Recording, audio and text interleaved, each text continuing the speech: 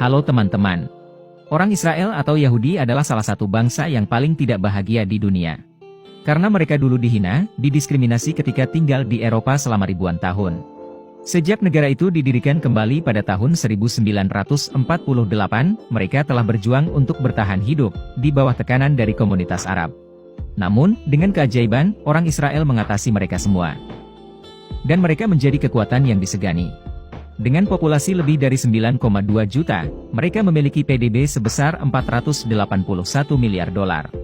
Sebagai pengekspor senjata terbesar ke-10 dunia, Israel sangat kuat di Timur Tengah, bahkan melampaui negara-negara besar, seperti Arab Saudi atau Iran. Mengapa mereka melakukan itu?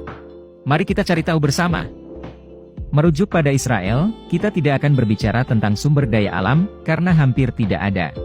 Satu-satunya hal yang mereka miliki adalah kecerdasan dan kreativitas. Kami akan mengambil beberapa contoh. Pada tahun 1948, dalam konfrontasi dengan negara-negara Arab, kekuatan Israel benar-benar rendah.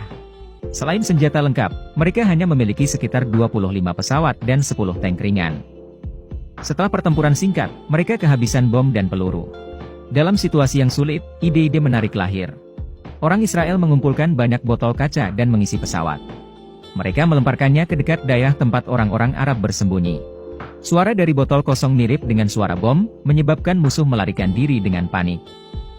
Mereka terkejut karena sebelumnya Israel tidak memiliki bom lagi untuk diserang. Selain itu, orang Yahudi juga membuat lesung yang disebut Davidka. Meskipun akurasinya sangat rendah, ledakannya sangat keras.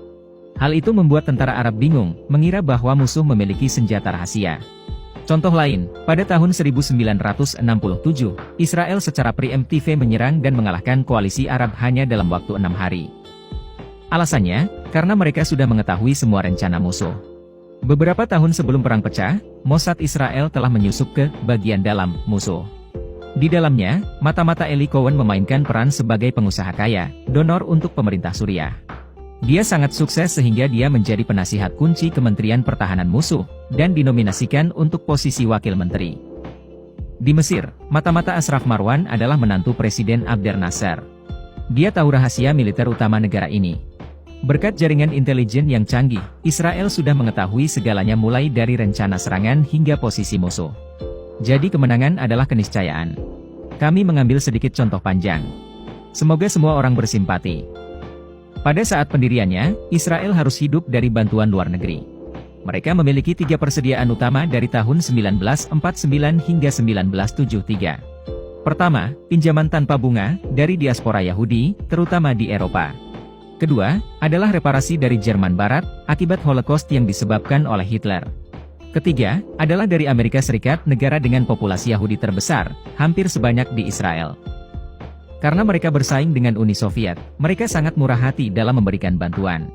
Berkat ketiga sumber tersebut, Israel menerima rata-rata sekitar 160 juta dolar setiap tahun.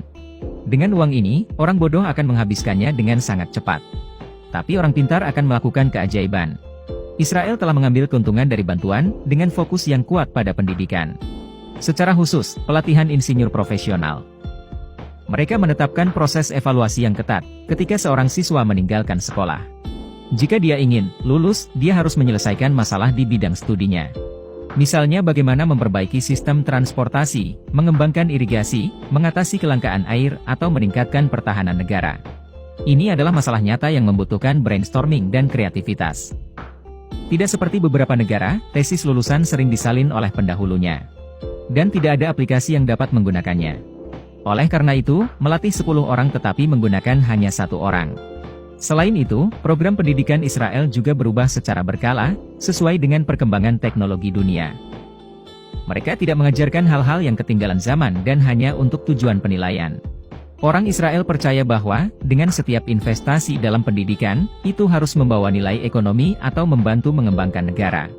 Berkat itu, banyak talenta tercipta. Mereka adalah sumber daya yang penting, menarik lebih dari 360 perusahaan multinasional ke Israel. Termasuk Apple, Google, Facebook dan Intel. Selain itu, karena terlatih, insinyur mereka telah membuat banyak terobosan. Misalnya, pada tahun 1960, Israel terganggu oleh kelangkaan air di bidang pertanian. Insinyur Simcha Blas menemukan metode irigasi tetes. Hasilnya, menghemat 60% dibandingkan irigasi konvensional. Saat ini, perusahaannya mengekspor produknya ke 110 negara dan menguasai 30% pangsa pasar global. Di bidang medis, para insinyur Israel juga menciptakan banyak keajaiban. Mereka menciptakan alat yang disebut PILCAM, dengan kamera internal, yang dapat digunakan untuk endoskopi kerongkongan, lambung, dan usus. Yang istimewa adalah bentuknya seperti pil, dimasukkan ke dalam perut dan memberikan gambaran yang jelas untuk didiagnosa oleh dokter. Setelah itu, dihilangkan dengan sendirinya. Di bidang pertahanan, Israel juga terkenal dengan kemampuannya menciptakan dan mengembangkan senjata baru dan canggih. Di antaranya adalah Iron Dome, salah satu sistem pertahanan udara tercanggih di dunia. Ia mampu menembak jatuh ribuan rudal pada saat yang sama, dengan kecepatan 90%. Alasan mengapa Israel mengembangkan sistem pertahanan yang canggih adalah karena mereka terpojok oleh paksaan. Pada 1970-an, mereka menghabiskan hampir 30% dari PDB setiap tahun untuk militer, untuk mempertahankan diri dari pengepungan negara-negara Arab. Jika itu berlangsung, mereka tidak akan bisa menjadi kaya. Oleh karena itu, Israel bertekad untuk menciptakan industri senjatanya sendiri, baik untuk menghemat uang untuk membeli dan menghindari ketergantungan, maupun mengekspor untuk mendapatkan keuntungan. Meski Israel pandai mengembangkan teknologi, mereka kesulitan menarik investor asing.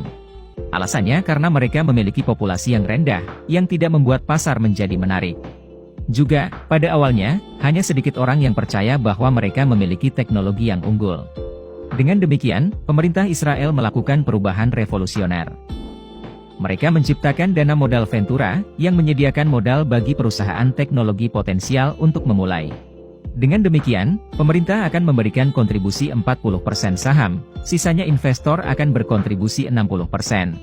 Dalam 5 tahun, mereka dapat membeli kembali saham pemerintah dengan harga yang menguntungkan.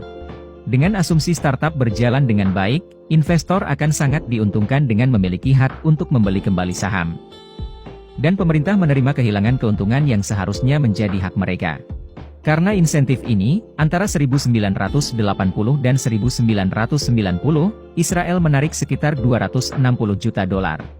Jumlah ini tidak besar, tetapi merupakan panggung untuk kesuksesan di masa depan. Dengan memperoleh keuntungan melalui investasi, semakin banyak negara besar yang berbondong-bondong ke negara ini. Pada tahun 2021 saja, perusahaan teknologi Israel telah menarik hingga 25,6 miliar dolar modal investasi. Sukses mendorong kesuksesan. Saat ini, mereka memiliki sekitar 6.000 startup aktif. Perusahaan-perusahaan ini mewujudkan kebijaksanaan dan kekuatan Israel. Singkatnya, keberhasilan orang-orang Yahudi datang dari pendidikan, inovasi dan tekad yang tinggi. Hal ini berlaku tidak hanya untuk suatu negara, tetapi bahkan untuk seorang individu. Video berakhir di sini. Terima kasih semua untuk menonton dan menyukainya. Jika menurut Anda videonya bermanfaat, beri kami suka dan berlangganan saluran untuk mendukung kami. Sampai jumpa dan sampai jumpa lagi.